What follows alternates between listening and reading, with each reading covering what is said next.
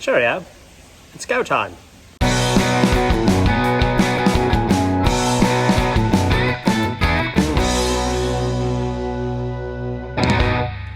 So I'm really trying to walk the talk. Is that right? Talk the walk.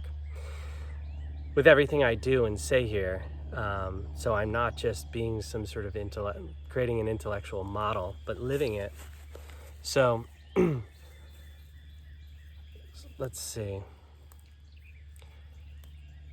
So I hate to keep harping back on this terrible time, but it is, let's call it an inciting incident, because that's what I might call it in a story or a book or something. But it was the inciting incident. It was this time when I was super unhappy and everything. And here I am. I leapt into the unknown in a big way, right in the middle of when things started getting crazy and the whole pandemic thing. And I, in 3 hours, closed up my life in Seattle, and I moved down to Austin to work on a project. And I have not been, for lack, let's say, in or discomfort during this whole time. I mean, I think it's because I was meditating on abundance for about 8 months or something like that. 7 months. I think I did this meditation abundance exercise every day for about 80 something days. I marked it on the calendar, but I lost track. But the moment I started doing it, all sorts of amazing things started happening in my life. But so I'm at like another, I was at a inflection point, and I sort of had this moment of panic, and I was like, well, do I go into Austin? Like, things are shifting. I have to find a new place to live. Things are shifting. Do I go into Austin in the middle of a pandemic? Or do I go back to Seattle? And I had this moment of fight or flight, and I was like, I'm going to go back to Seattle. I'm just going to go back to Seattle and wait it out. And luckily, somebody's in my apartment in Seattle, so I can't go back as easily. But I realized, I was just talking about self-actualization, and I realized, I called it, instead of a triangle, it's concentric circles. And I realized the chasm from one to the next is fear. And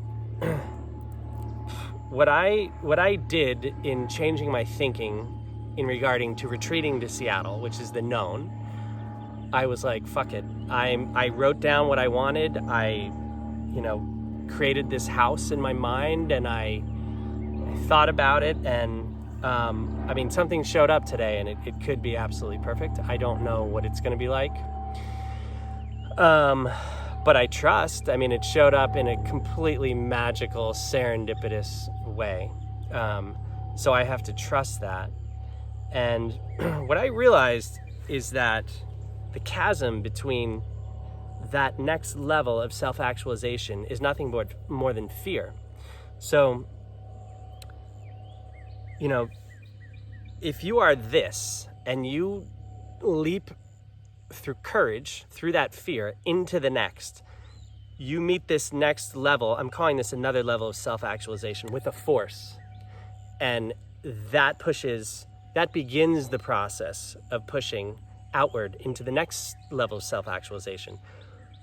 The power that keeps that going is courage, and it's connection, which is, you meditating, creating, however it is that you connect with this greater level of intelligence. But what I have found is that when you make that leap, you, in this next level of self-actualization, when you cross, I'm going to call it again, the chasm of fear, the reward, the gift is trust. The reward is that you are met with a new level. I know I've said this, but I'm thinking it through.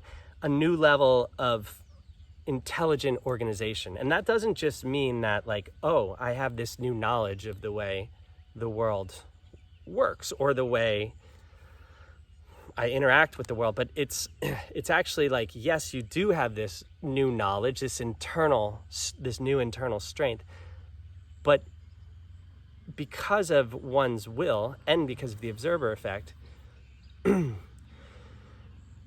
how can I put this?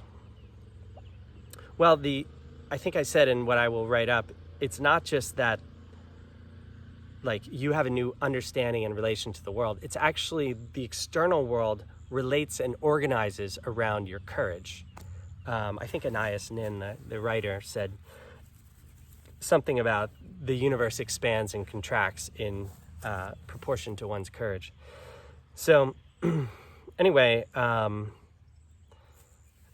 guess that's kind of all I wanted to say. I just, okay, I'll say one more thing. I was in the kitchen the other night. I was doing the dishes, and sort of the thought occurred to me that the next book I'm working on, there has to be like a rebel spirit. And it was like Bob Marley came in, like and last night, my quarantine partner Mandy and I started watching this incredible documentary called Marley. But I think the rebel spirit is just courage, and it's not letting fear or anything external control you, which to do that, you need to trust either in yourself or something greater. But I think the most rebellious thing any of us can do, especially in this moment of time, is say, fuck fear, and not give in to that, because fear, whether it's an external thing, somebody trying to control us or a narrative or anything like that, or whether it's a self-imposed prison, that's all it is it's a prison that keeps you stuck. I mean, I know it so well. I mean, I've lived in it. Fear and lack have been two of my best friends for so long. Sometimes you just outgrow people. So I never know where to look in this freaking thing. So, it's like you can only take so many things or people with you. And if you want to create a new life and a new world and a new journey, you can't be dragging this knapsack or briefcase of fear and limitations, because it's all a fucking ruse, a narrative. It's like people are so afraid of the unknown, and that's all life is a great unknown. So it's like, are you either going to fear it and live in bubble wrap, or are you going to be like, fuck, this is a great adventure. I've been giving all of these gifts and senses and everything to experience this physical world and understand who I am and how I relate to everything in it. So, I would just say, embrace your inner rebel and say, fuck fear. All right, people. Move into your heart, move into love, and move back into trust. Or any combo of those three. Let's do this.